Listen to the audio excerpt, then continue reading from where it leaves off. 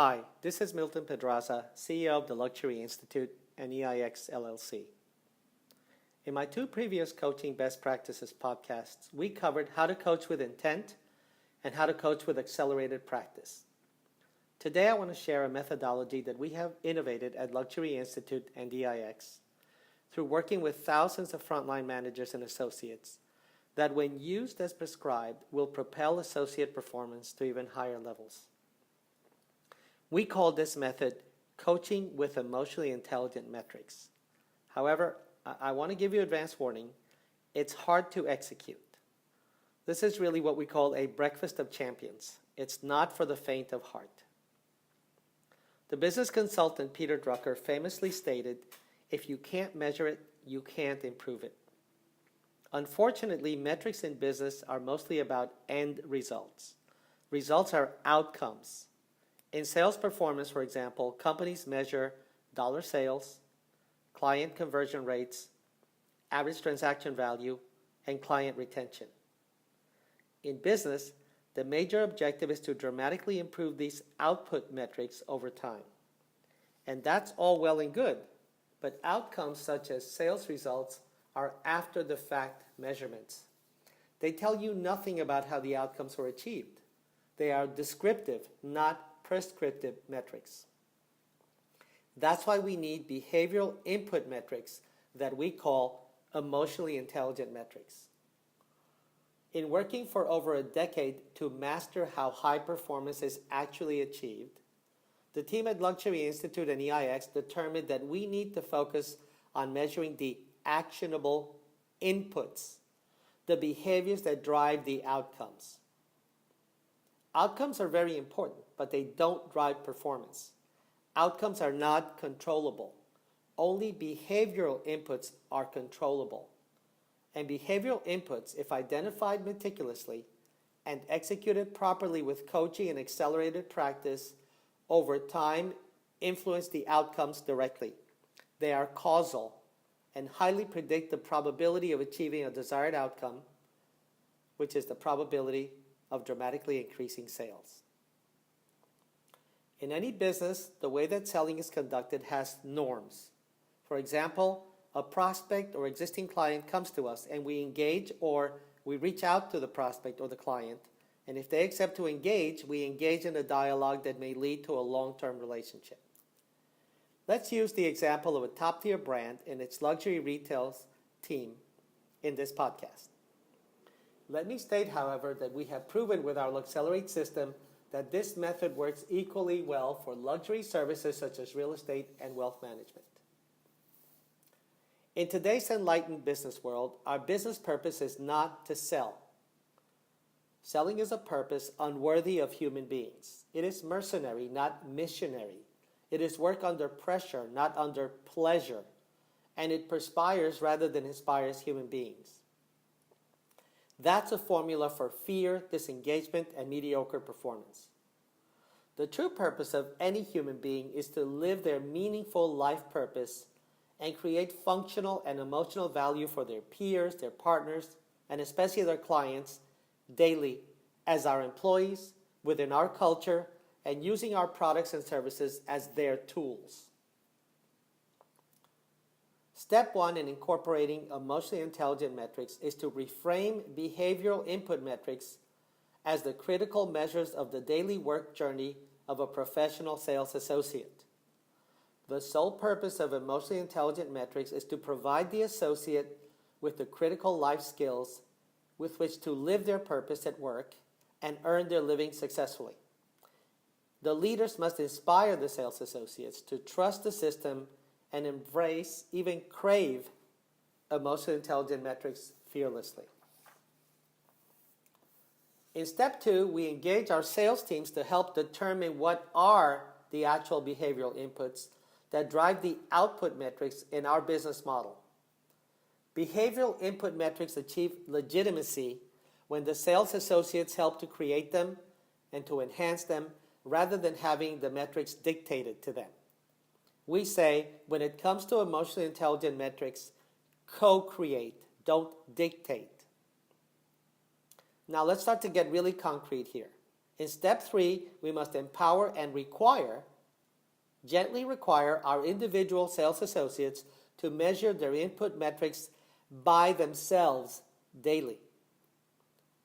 We must teach them to be meticulous in measuring themselves daily and to share the metrics with the coach and their peers openly and fearlessly. That means that you as the leader must create a safe space for sharing behavioral input metrics. Associates share their metrics not to be judged, but to ensure that the coach and the associate both know the actual behavioral inputs that took place today in real time. Using these, they can objectively and calmly review, reflect, and plan how to improve tomorrow. In step 4, we determine the what element in the behavioral input metrics. Let's use our luxury store example. These what metrics measure what behaviors we exhibit to build relationships. For example, people enter our store as potential clients. In our system, we require individual associates to determine and measure with how many people they engaged, how many were prospects who did not buy, how many were first-time buyers, and how many were existing clients. That sounds hard when you first hear it, but in luxury stores, for the most part, and in many luxury services businesses, we have a reasonable number of interactions that we can keep track of easily during the day by inputting it into an app or a spreadsheet. Someday, artificial intelligence will assist us, but for now, doing this with an app or a spreadsheet is fine. And it's easy once you instill the habit. We also require all associates to find an appropriate time during the engagement to collect prospect and client contact data and other data, legally and ethically, and to enter this data into the database for future use. In addition, as part of step 4, during the workday, we require our associates to conduct client outreach, what is known as clienteling. We ask each associate to execute and measure, for example, how many personalized thank you cards were sent to prospects whose data we collected, along with thank you notes to first-time buyers, as well as to existing clients. We also require associates to execute and measure the number of prospects, new clients, and existing clients to whom they reached out to today. How many were successfully reached via text, email, or phone, and the results of the outreach, such as an appointment booked or an online sale. Again, those are the examples of what we did today, and every associate has executed and measured themselves accurately. This helps the associates to get to know their behavioral input metrics in real time and be self-aware and know these metrics like the back of their hand. In step 5, very importantly, we add the how metrics. And the how metrics are the main reason we call these emotionally intelligent metrics. Each associate is required to measure their emotional intelligence behaviors qualitatively. We ask each associate to measure themselves on the critical 4 pillars of emotional intelligence in business, as defined by years of scientific research by Luxury Institute. The 4 pillars are expertise, deep empathy, trustworthiness, and generosity. We request daily that each associate reflect and share at the end of the day the best one example in a brief written paragraph sent through the database of how they demonstrated their expertise, as well as the one brief example of the biggest missed opportunity to demonstrate their expertise. We also require them to reflect and share the best example of how they demonstrated deep empathy today, as well as the one best example of a missed opportunity to demonstrate deep empathy today. We ask the same exact brief exercise for trustworthiness and generosity. We execute this emotionally intelligent metrics exercise because the empirical evidence shows that if you rewire your brain to inject the 4 pillars of emotional intelligence in business into any client interaction or dialogue, you will dramatically increase the probability that you will deliver an extraordinary experience, that you will make the client feel special, and that this will result in a mutually beneficial long-term human and business relationship. The major output over time is a dramatic increase in dollar sales. Now, right about now, we get asked some tough questions by executives and managers. Can we really trust the associates to measure themselves accurately, daily, especially in emotionally intelligent metrics? The answer, after a decade of working with top-tier brands, is a definitive yes. They will measure themselves accurately, yet not perfectly. It will probably be 90 to 95% correct for each associate over time, because it's not a computer measuring, it's a human, and humans are imperfect. The requirements for the management team are that you must trust your team members and guide them along. Don't give up. Make it completely safe to measure emotionally intelligent metrics and to share them without harsh judgment or fear, embarrassment, humiliation, or unnecessary pain.